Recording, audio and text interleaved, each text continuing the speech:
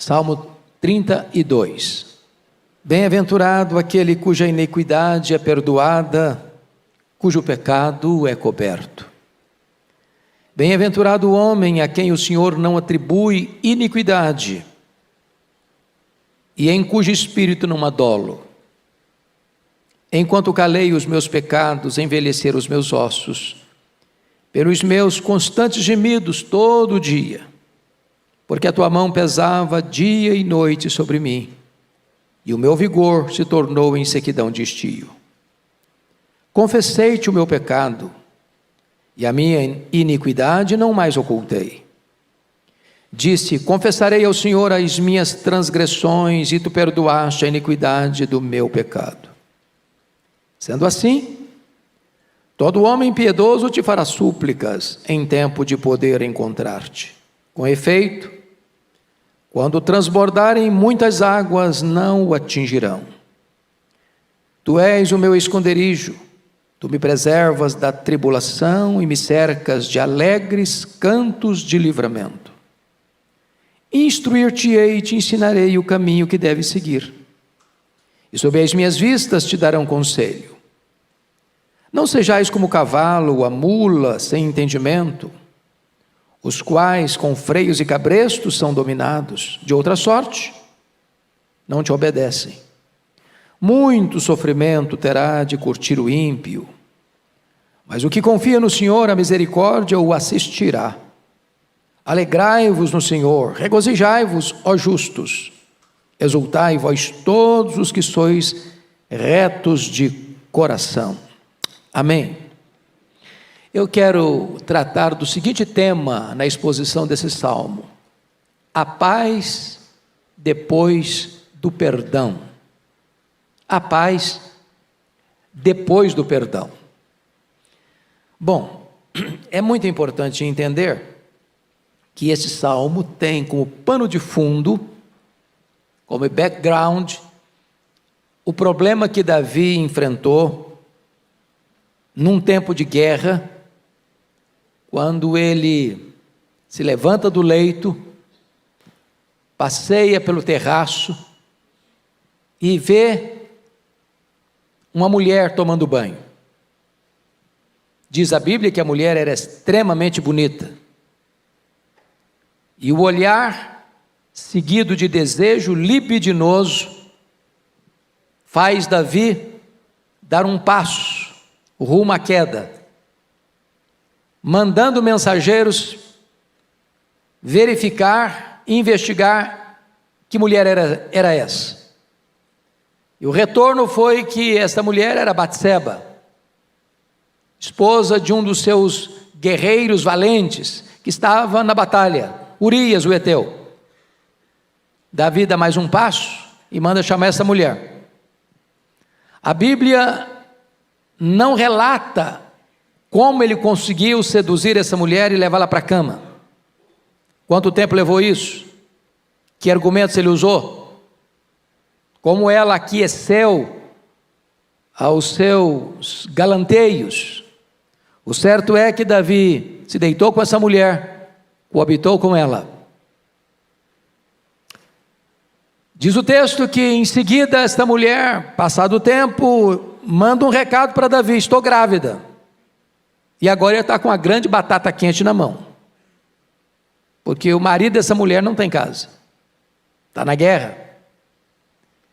E se essa mulher aparece grávida e o marido na guerra, o resultado, dentro daquela cultura, é que essa mulher corre o risco de ser apedrejada. E então Davi dá mais um passo no seu expediente e manda chamar Urias da guerra. A intenção de Davi é que Urias fosse para casa, coabitasse com a sua mulher e estaria resolvido o problema.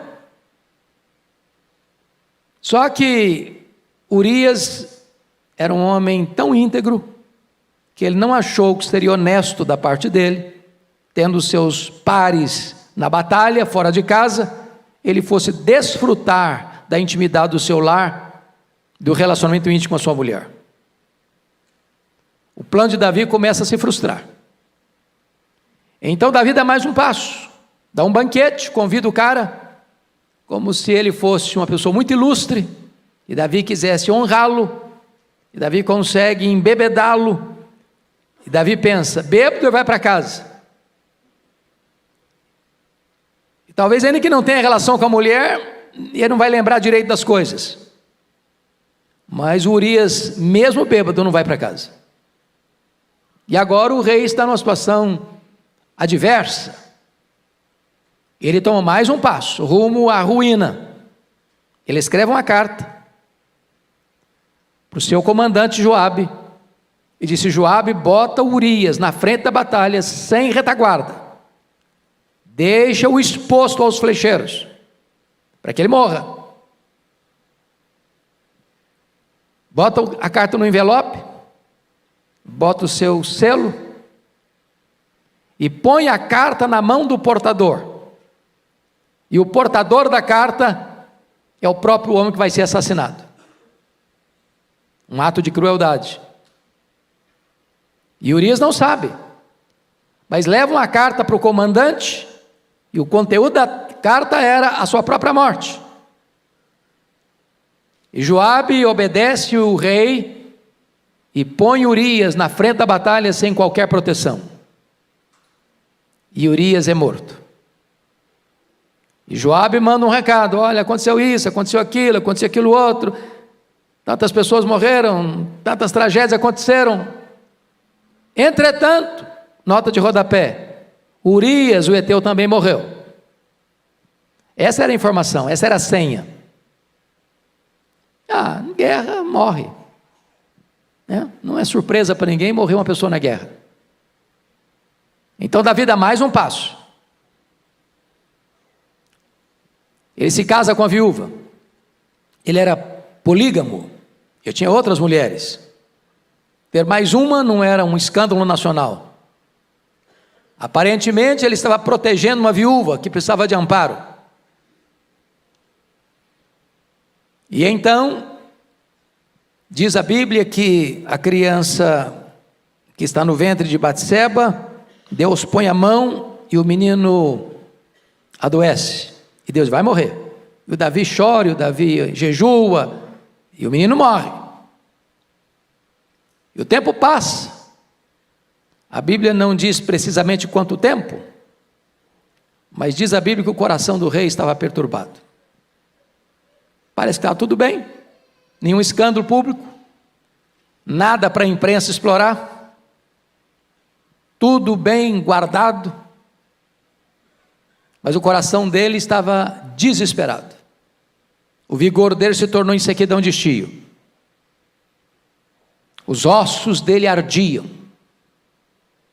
A mão de Deus pesava sobre ele, mas ele, dissimuladamente, diante de todo mundo, estava muito bem. Ninguém suspeitava de nada. Aí Deus manda à casa dele o profeta Natã. E o profeta Natã usa uma estratégia para fazer uma abordagem. E Davi cai na armadilha, armada pelo profeta, para reconhecer o seu pecado. Porque Natã chega para ele e diz: olha, tinha na cidade um homem pobre e um homem rico. O homem rico tinha muitas reses, muitas ovelhas, muito gado. Era um cara rico. O pobre tinha uma cabrita, que dava leite, que vivia dentro da casa, que era como um membro da família, pegava no colo. E aí o homem rico recebe uma visita ilustre. E o rico, em vez de ir lá no campo matar uma das suas reses, para fazer um lauto banquete para o seu convidado, resolve ir lá na casa do pobre, pegar a cabrita dele, a única que ele tinha, e matar, para fazer a refeição para o seu convidado. Quando Davi escuta isso, ele fica irritado, ele tinha um senso de justiça. Esse cara deve morrer. Aí o Natã bota o dedo no nariz dele e diz: você é o cara, você é o homem. Deus te deu o reino, Deus te deu riqueza, Deus te deu até muitos privilégios e prazeres, e você foi tomar a mulher de Urias, e ainda matar Urias. Nesse momento Davi cai em si e diz: pequei, se arrepende, confessa, e Deus diz: está perdoado, mas a espada não vai fugir da sua casa. E esse texto é o relato e o registro dessa confissão, desse arrependimento, desse perdão e da restauração divina a Davi. É claro, meus amados irmãos, que Davi comete aqui 3 pecados, e o primeiro dele é adultério, o segundo dele é assassinato, e o terceiro pecado é dissimulação. Então nós vamos olhar agora esse texto que, do meio das tempestades da alma, se levanta como o óleo fresco da graça, da misericórdia e do perdão de Deus. Então, primeiro ponto que eu destaco aqui: a paz depois do perdão é a felicidade do perdão. Olha comigo o verso 1: bem-aventurado aquele cuja iniquidade é perdoada, cujo pecado é coberto. Veja você que começa com esta palavra bem-aventurado, e essa palavra é riquíssima, é poderosíssima. Esta palavra é muito feliz. É como Jesus abre as bem-aventuranças: bem-aventurados os humildes de espírito, bem-aventurados os que choram. Ou seja, o perdão de Deus é a maior fonte de alegria que uma pessoa pode ter na vida. Meus irmãos, o pecado é terrível, é maligníssimo, é pior do que a pobreza, é pior do que a doença, é pior do que a perseguição, é pior do que a solidão, é pior do que a morte, porque esses males podem nos atingir e jamais nos afastarem de Deus, mas o pecado é maligníssimo porque ele nos priva do maior bem, a comunhão com Deus, porque Deus é a fonte da plena e maior alegria. É na presença de Deus que tem plenitude de alegria. É impossível coexistir comunhão com Deus e pecado. É impossível coexistir paz e pecado. Por isso ele diz que feliz é aquele cuja transgressão é perdoada. A palavra transgressão no hebraico, a palavra pechá, significa rebelião, alta traição contra o soberano, é passar dos limites, é rebelar-se contra Deus. E o que o texto quer nos informar é que bem-aventurado é aquele cuja iniquidade, toda essa sujeira é perdoada. Você e eu estamos aqui, e nós estamos aqui porque a nossa sujeira foi perdoada.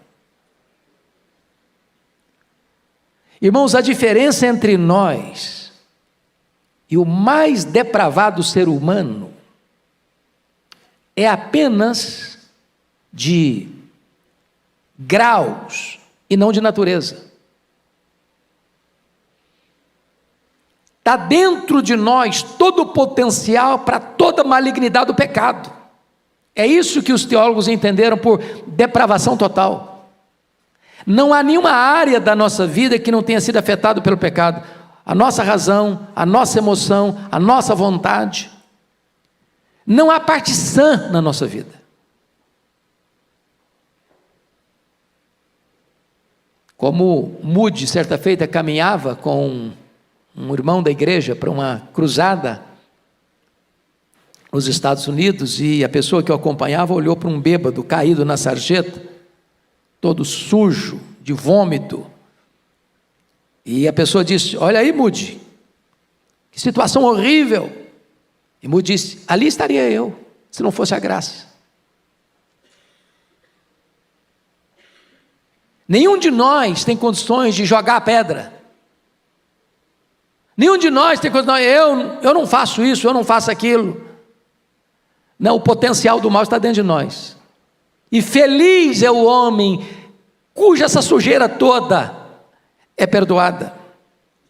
O perdão divino lava os pecados e o perdão divino nos livra da culpa do pecado. Feliz é aquele, olha aí o verso primeiro ainda, parte B. Feliz é aquele cujo pecado é coberto. Coberto. A palavra chatá, pecado no hebraico, significa, mesmo que no grego, hamartia, sair do caminho, errar o alvo, viver fora dos padrões.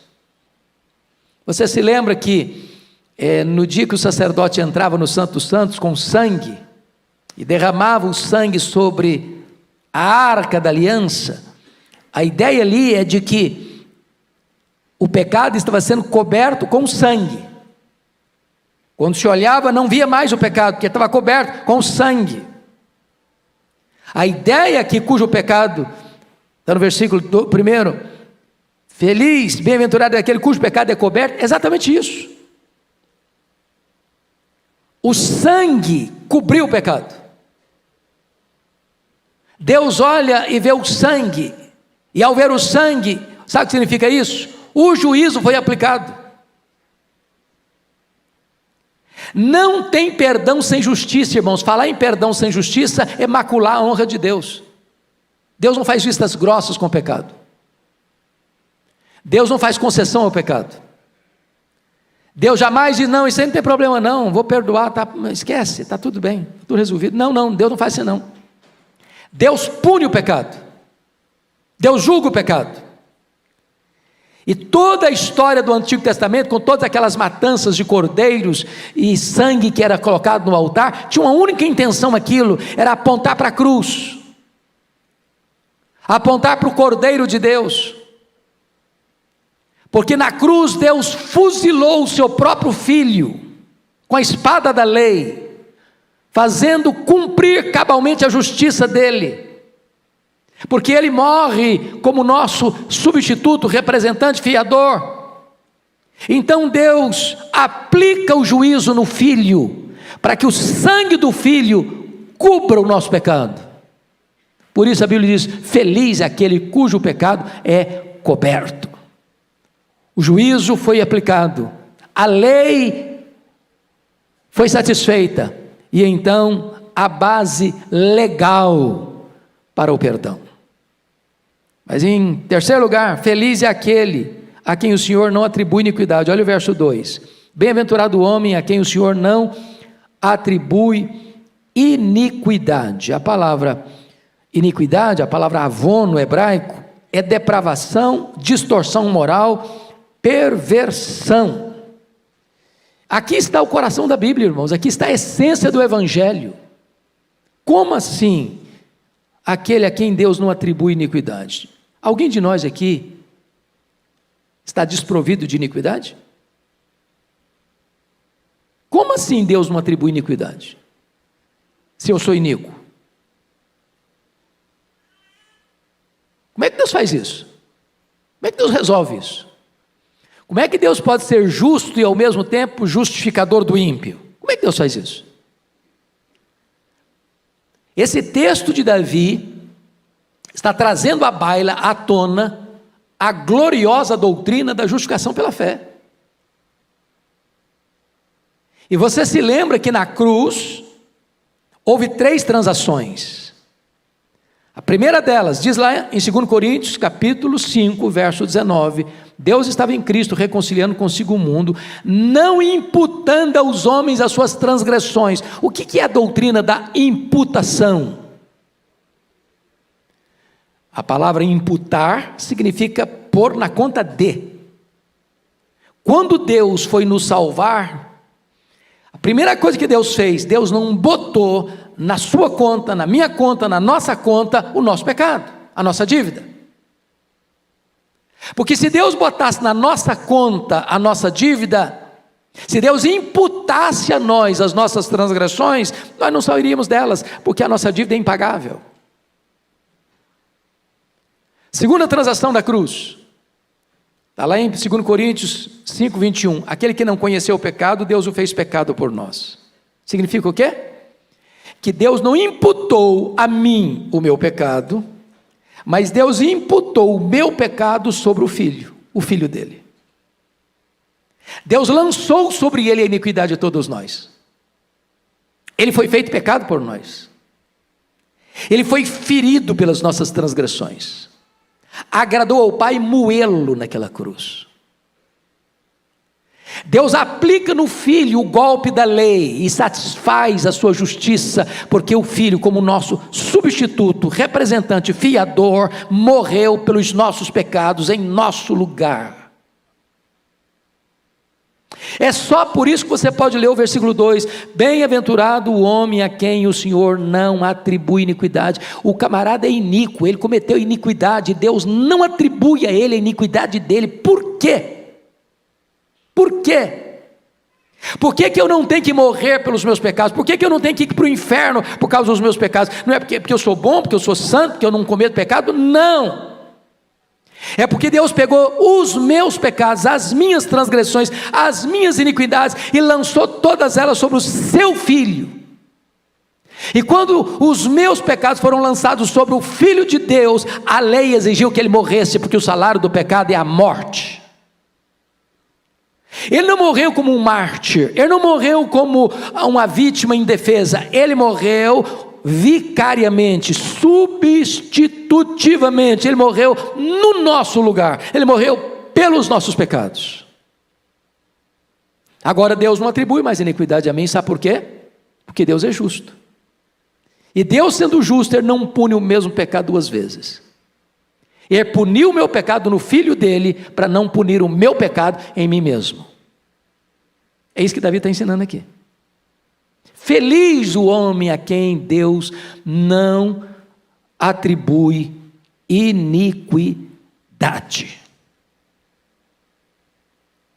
Terceira transação da cruz, está lá em 2 Coríntios 5:21. Aquele que não conheceu o pecado, Deus o fez pecado por nós, para que nele nós fôssemos feitos justiça de Deus. Sabe o que Deus vai fazer agora? Deus vai imputar, ou seja, botar na nossa conta, toda a justiça do seu Filho. Notem vocês que justificação é um ato, não é um processo. Segundo, justificação não tem graus, não tem ninguém mais justificado do que outro. Prestem bem atenção no que eu vou lhes dizer. A justificação não faz você justo, justificação declara você justo, é um ato de declaração. Então, quando Deus puxa sua ficha lá no tribunal do céu, sabe o que está lá? Justificado. O que significa isso?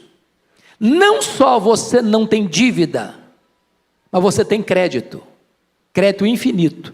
Toda a justiça de Cristo está depositada na sua conta. É por isso que a Bíblia diz: já nenhuma condenação há mais para aqueles que estão em Cristo Jesus nosso Senhor. Bem-aventurado aquele a quem o Senhor não atribui iniquidade. Mas veja ainda, em quarto lugar, feliz é aquele em cujo espírito não há dolo. O que é dolo? Dolo é má intenção, é maldade. É aquilo que Davi fez, ele cometeu o pecado, tentou se livrar das consequências do pecado, chamando o marido, mandando matar o marido, casando com a viúva, para fazer que estava tudo certo. Ele agiu com dolo. E você sabe que diante da lei nossa humana, você tem crimes que são crimes culposos e crimes dolosos. E quando a lei vai julgar, o peso é diferente. Você pode matar uma pessoa sem a intenção de matá-la. Por exemplo, você está dirigindo seu carro e você está a 80 por hora numa avenida ou numa estrada que é permitido andar por 80 por hora. Se você está na Bandeirantes, na Dutra não, mas na Bandeirantes, 120 por hora. E aí de repente, inesperadamente, uma pessoa entra na rua, entra na avenida, entra na estrada, não tem como frear. Bateu, morreu. A pessoa morreu. Você cometeu um crime. Mas foi o quê? Culposo ou doloso? Culposo. Você não tinha intenção de matar.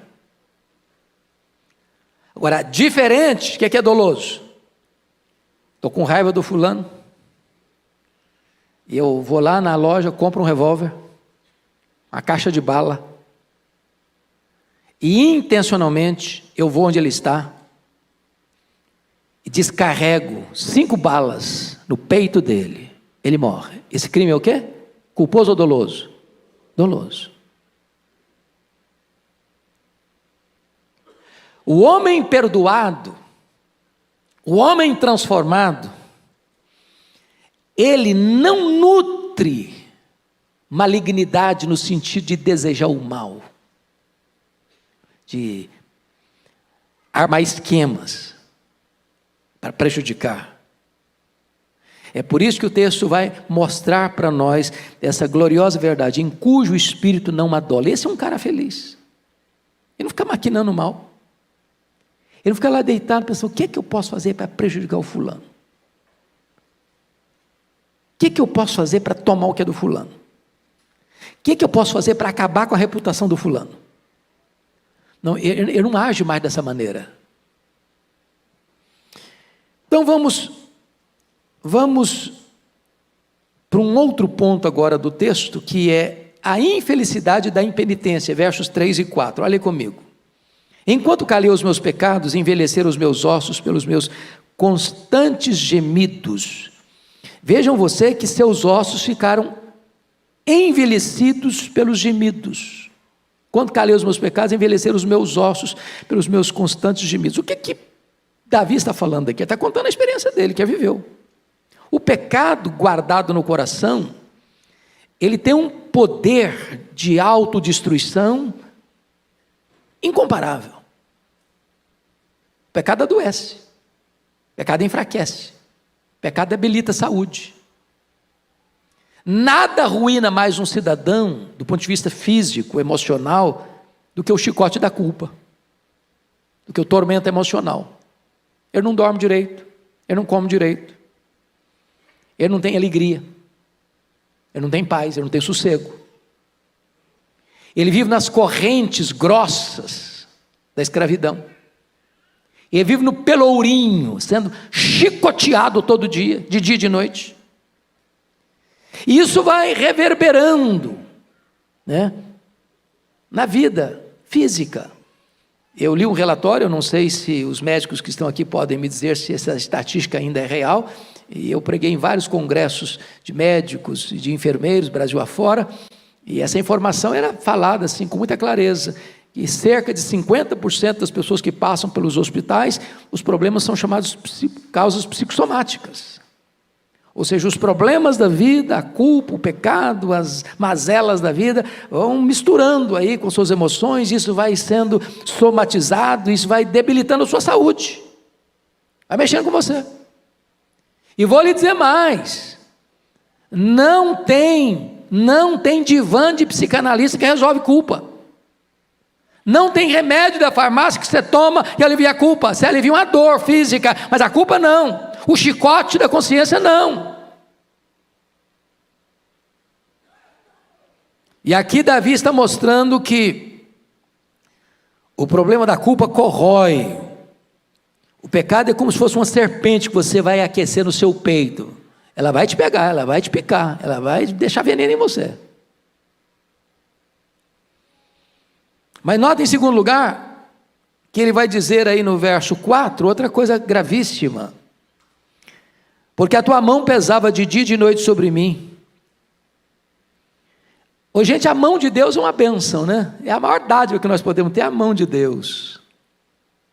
A mão de Deus sobre nós.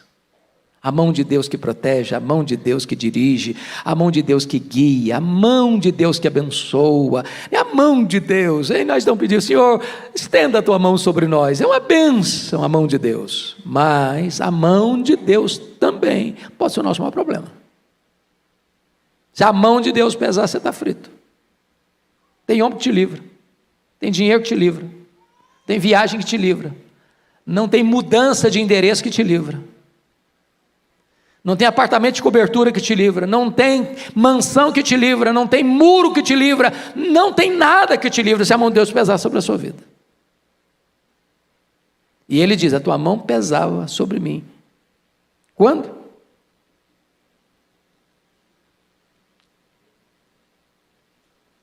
A tua mão pesava dia e noite. Sabe o que é dia e noite? Sem pausa, sem trégua, sem descanso. Mas ele vai dar uma terceira informação sobre o perigo da infelicidade, da impenitência. Olha aí, versículo 4, parte B. E o meu vigor se tornou em sequidão de estio. O pecado abate o espírito, entristece o coração e enfraquece o corpo. Ou seja, sofrimento e enfraquecimento caminham de mãos dadas. O cara murchou, secou, desidratou. Foi a experiência de Davi.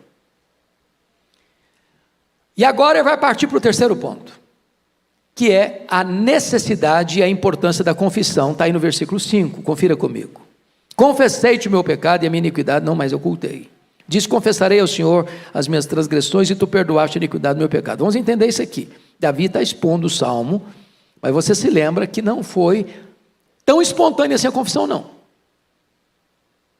Como é que foi a confissão de Davi?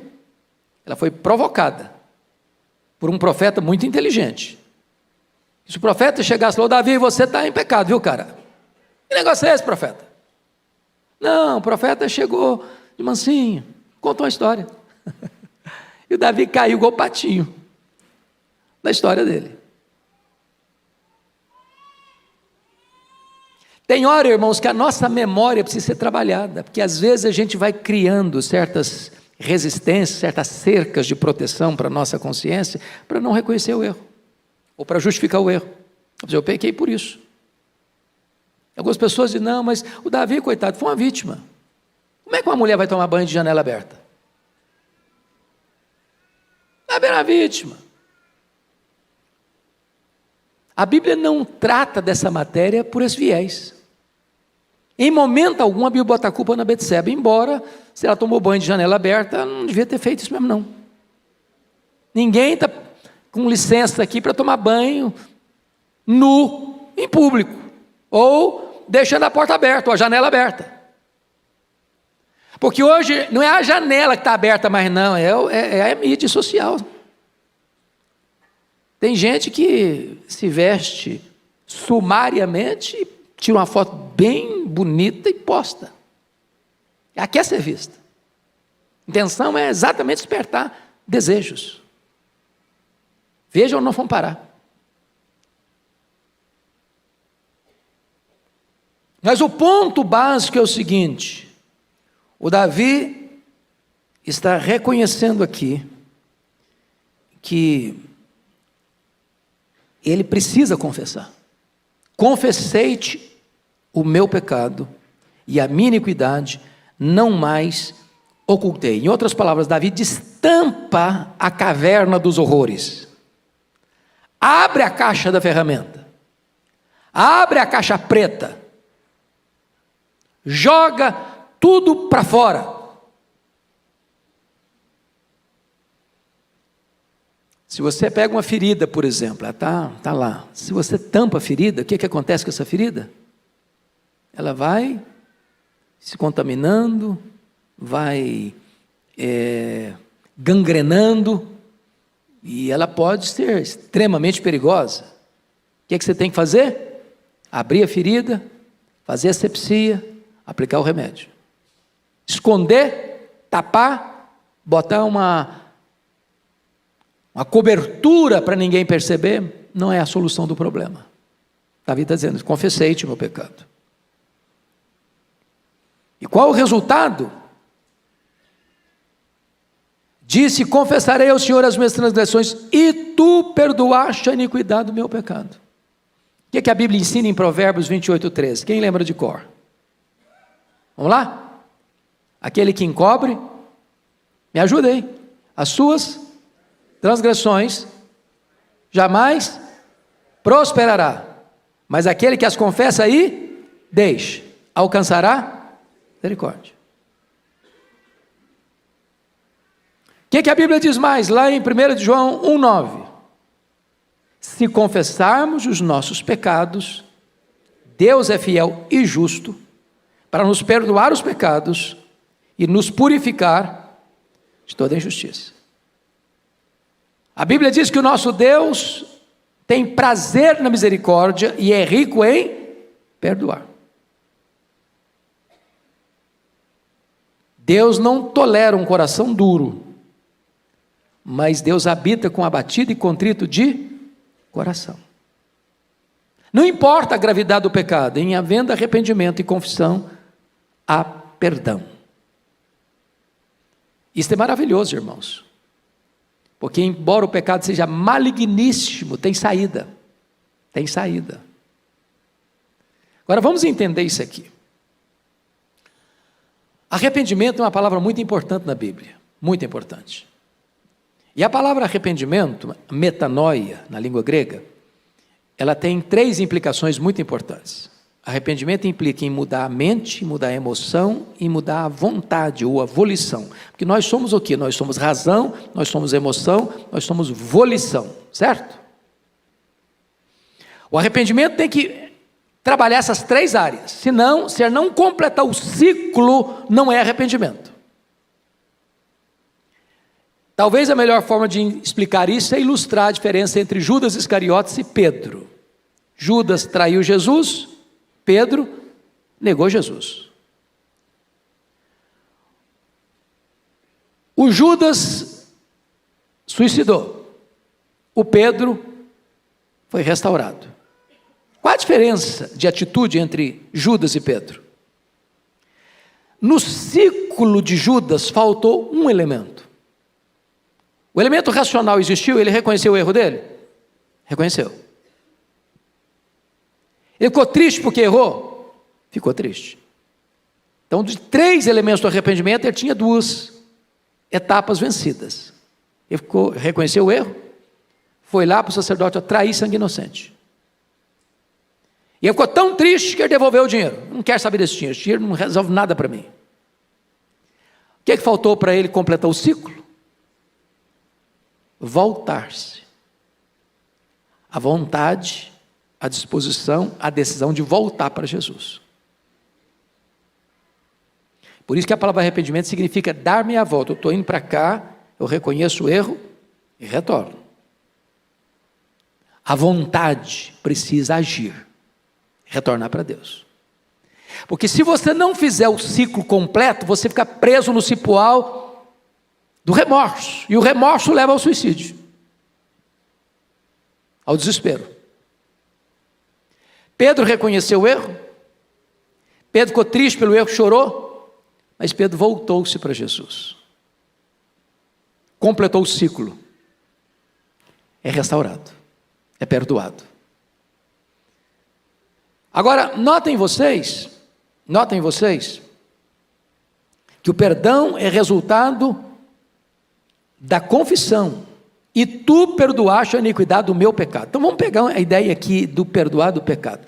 Você lembra lá do sacerdote, que quando ele ia fazer esse momento lá da expiação, um bode era sacrificado, e o sangue dele era derramado no altar. O outro bode, que era o bode emissário, o sacerdote impunha a mão sobre o bode, e de certa forma, como que confessava o pecado do povo, e soltava esse bode para o deserto, para ilustrar o fato de que quando você se arrepende, e confessa, o seu pecado é removido de você, é afastado de você, é mandado embora de você, não tem mais iniquidade. É por isso que está escrito no versículo 5, e tu confessarei ao Senhor as minhas transgressões, e tu perdoaste a iniquidade do meu pecado, a sujeira do meu pecado, tu perdoaste. Por quê? Porque um outro alguém, um substituto seu, levou o seu pecado embora. E Jesus levou o seu pecado embora. Ele carregou o seu pecado sobre o seu corpo no madeiro. E lá na cruz, Ele pegou escrito de dívida que era contra você, o seu pecado, rasgou esse escrito de dívida, encravou na cruz e deu um brado: está pago, está consumado. Você que crê em mim não deve mais nada, você está perdoado, está justificado. Isso é a essência do cristianismo, irmão, isso é a essência do evangelho. Se você não entender o que aconteceu na cruz, você vai viver uma vida cristã sofrida, machucada, ferida, porque você vai: meu Deus, eu errei, agora estou perdido e vivo triste, e não entende o que foi a cruz, se apropriando do perdão. Mas vamos ao terceiro ponto, aliás, ao quarto ponto, que é o impacto da obediência. Olha o versículo 6 e 7 aí comigo. Sendo assim, todo homem piedoso te fará súplicas, em tempo de poder encontrar-te. Com efeito, quando transbordarem as muitas águas, não atingirão. Tu és o meu esconderijo, tu me preservas da tribulação e me cercas de alegres cantos de livramento. Vamos destacar aqui 4 verdades. Primeira, um cristão arrependido é um exemplo para outros cristãos. Quando um crente, irmãos, tem um fracasso e cai, ou um crente comete um pecado, ao se arrepender, ao confessar, ao ser perdoado, ao ter sua vida mudada, aquele que caiu também vai olhar para você: puxa vida, o fulano caiu, o fulano cometeu um erro, o fulano foi perdoado, o fulano foi restaurado. Bom, eu também posso ser restaurado, eu também posso me arrepender, eu também posso confessar, e é o que eu vou fazer. É isso que ele está ensinando aqui. Sendo assim, todo homem piedoso te fará súplicas. O homem piedoso não é aquele homem que nunca erra, não. O homem piedoso é aquele que, porque todos pecam e todos erram, é aquele que reconhece o seu erro, é aquele que se arrepende do seu erro, é aquele que confessa o seu erro, é aquele que abandona o seu erro. Então a pessoa vai olhar e dizer: vale a pena confessar, vale a pena falar com Deus, vale a pena acertar a vida com Deus, vale a pena. E então todo homem piedoso te fará súplicas, em tempo de poder encontrar-te. Segunda coisa, um crente perdoado é poupado das tempestades da vida. Versículo 6, a parte B: com efeito, quando transbordarem as muitas águas, não atingirão. Ô gente, tem tribulação e tribulação. A tribulação da vida, o crente aguenta, de cabeça erguida. A tribulação que o crente não aguenta é a tribulação produzida especificamente por causa do pecado. Enquanto o cara não se vê livre disso, ele está na unha do inimigo, uma camisa de força, um pelourinho, sendo açoitado, atormentado, acuado, acusado, triste, ossos secos, vigor seco. É isso que ele está dizendo. É isso que ele está ensinando para nós. Vocês se lembram da história do Lutero? E Lutero era um camarada que sempre teve dramas de consciência, né? Antes da conversão dele, o Lutero ia todo dia no confessionário, todo dia. E as confissões dele eram confissões assim, de 1 hora, 1h30, 2 horas. E o padre que recebia as confissões não aguentava mais aquela lorota toda.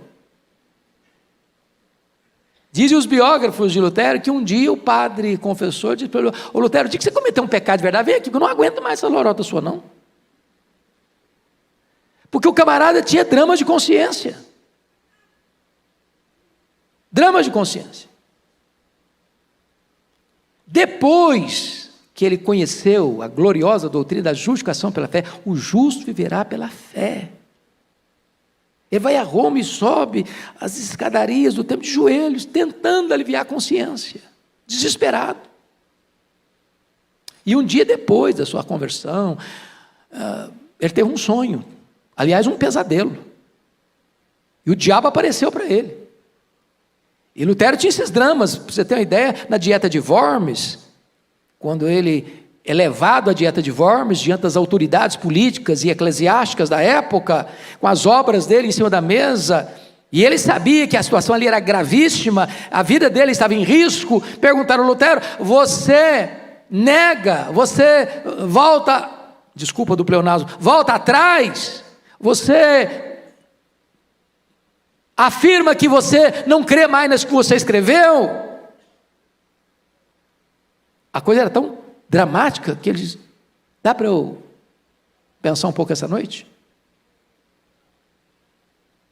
E naquela noite, dizem os seus biógrafos, que ele enfrentou uma batalha espiritual tão grande, que parecia que o diabo estava ali no quarto dele, a ponto de pegar o tinteiro e jogar na parede, tentando jogar no diabo.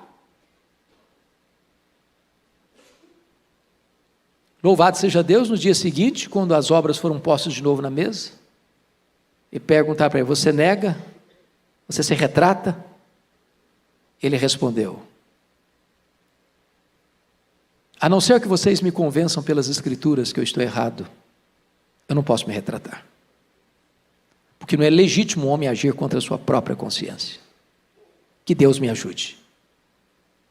E ali foi o grande corte radical da reforma que começou em 1517. A dieta de Worms aconteceu em 1521. Mas dizem os estudiosos que certa feita ele está dormindo e ele tem um pesadelo e o diabo aparece para ele com a lista de pecados terríveis. Você fez isso, você fez isso, você fez aquilo, você fez aquilo outro, aquilo outro, aquilo outro. E no pesadelo mesmo, no sonho, Lutero disse: é verdade, eu fiz tudo isso aí. Só tem um detalhe que não está aí.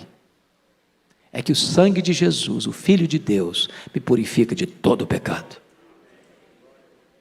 Oh, amados, isso traz alívio e cura para a consciência. Tira o fardo pesado da culpa. Traz cura para os ossos. Traz vigor espiritual. É a graça do perdão de Deus. Mas em terceiro lugar, um crente piedoso, ou melhor, um crente perdoado, tem Deus como seu esconderijo. Olha o versículo 7. Tu és o meu esconderijo. Oh, louvado seja Deus. Porque note você, um crente em pecado, ou seja, um crente que comete o pecado, não se arrepende dele, a mão de Deus está sobre ele. O que é que ele tem de Deus? Medo. É igual o Adão e Eva lá no Éden, fogem de Deus, correm de Deus, têm medo de Deus. Mas quando você é perdoado, Deus é o que para você? Refúgio. Você corre para Ele, não dele. Ele é seu abrigo, Ele é a sua cidade refúgio. Para Ele você pode correr, nele você tem segurança. Mas em quarto lugar, um crente perdoado é poupado do sofrimento e cercado de cânticos de livramento. É o que diz o verso 7, a parte B: tu me preservas da tribulação e me cercas de alegres cantos de livramento. Em vez de gemido, tem louvor. Em vez de lamento, tem celebração. Fruto do perdão de Deus.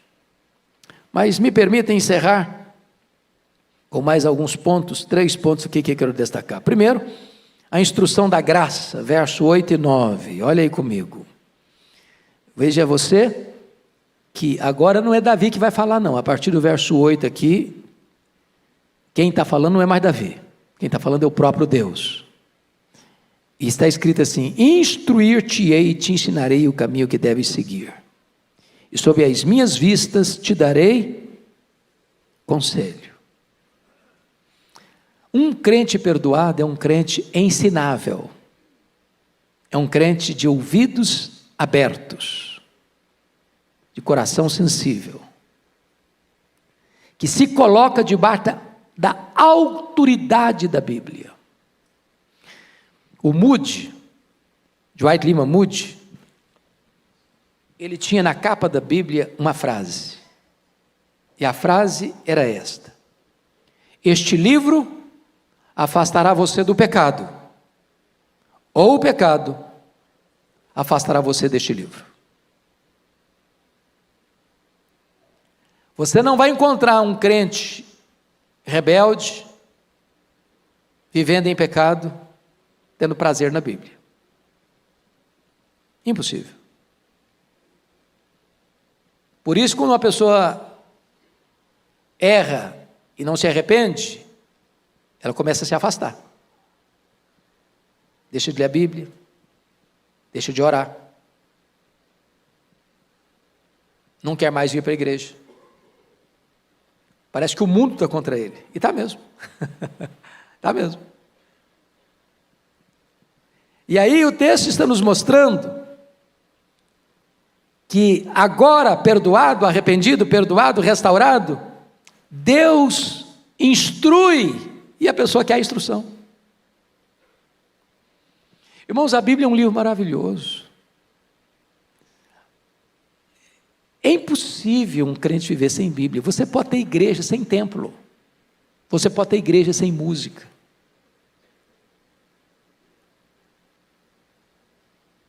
Mas você não pode ter igreja sem Bíblia.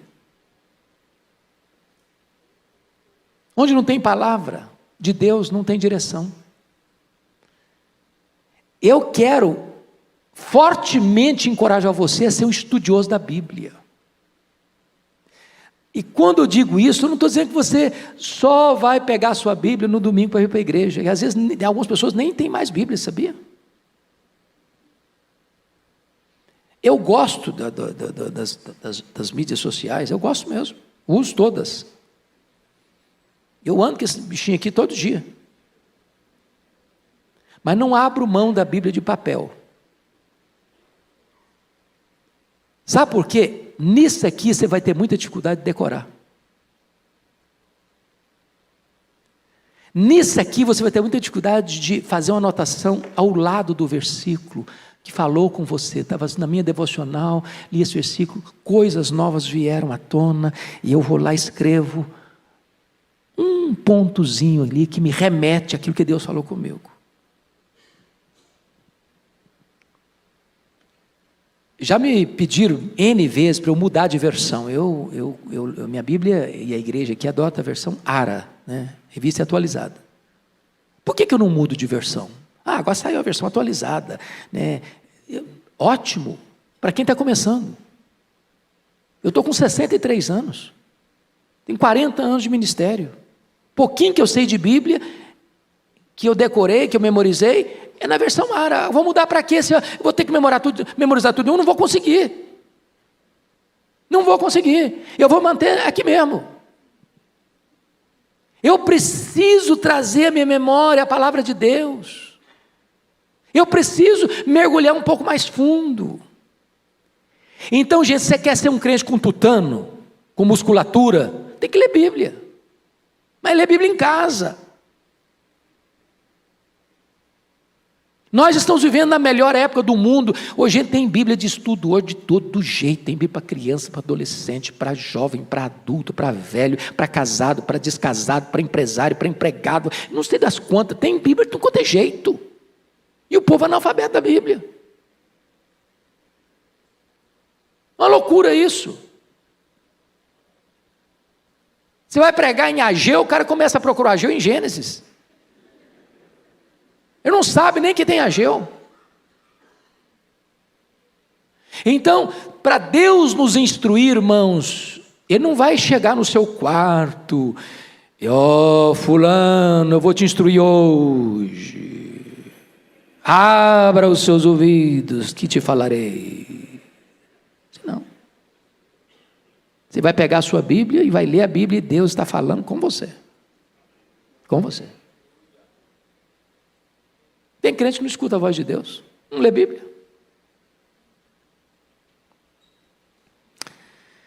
Mas tem um alerta necessário, porque se você não lê, o versículo 9 é que vai se aplicar aí, viu? Vamos ler o 9 em voz alta aí? Porque aí o problema é nosso agora, hein? Vamos lá, juntos? Não sejais como o cavalo ou a mula, sem entendimento, os quais com freios e cabrestos são dominados. É isso aí. É desse jeito aí. O que o texto está dizendo? Se você não lê Bíblia, se você não for instruído, você embrutece. E aí o que acontece? O cavalo é chucro. E a mula é teimosa. Cabeça dura. Só vai obedecer com freio. Não adianta você chegar na orelha do cavalo e falar, paciência, vão melhorar, cara. Você está andando devagar demais. Você vai fazer um discurso de 1 hora para o cavalo, no pé do ouvido dele, ele não vai te obedecer. Você põe freio na boca dele, ele não vai te obedecer. A mula é teimosa, você fala uma vez, fala duas, bate, começa mesmo, teimosa. Tem crente que é assim. Se apanhar, aprender. Falar não resolve. Porque não quer instrução. E quem não quer, já escutou aquela frase? Quem não escuta conselho, escuta coitado. Quem não aprende com o preceito, vai ter que aprender com a chibata. Então, amados, vamos ser inteligentes? Para a gente não apanhar desnecessariamente? Estude Bíblia. Você vai discernir o tempo que você está vivendo. Você vai fugir de certas encrencas na vida que você não precisa passar. Enrascadas que você não precisava entrar. De alianças que você não precisa fazer.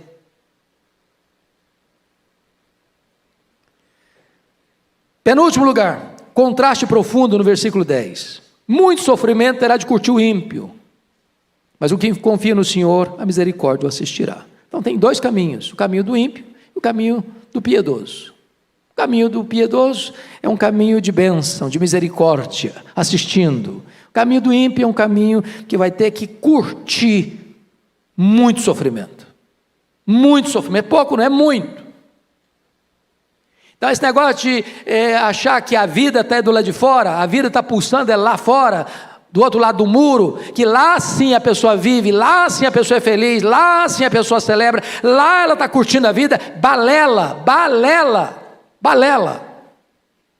Lugar de curtir a vida é do lado de cá do muro, é na casa do Pai, é na casa do Pai que tem pão com fartura, é na casa do Pai que você é amado, é na casa do Pai que você é abraçado, é na casa do Pai que você é beijado, é na casa do Pai que tem festa para você. Lá fora tem miséria, tem traição, tem opróbrio, tem vergonha, tem chiqueiro, tem lama. Mas finalmente, último lugar, há uma ordem expressa de Deus para você e para mim no versículo 11. Fique em pé e vamos ler o versículo 11 para encerrar. Vamos ler juntos?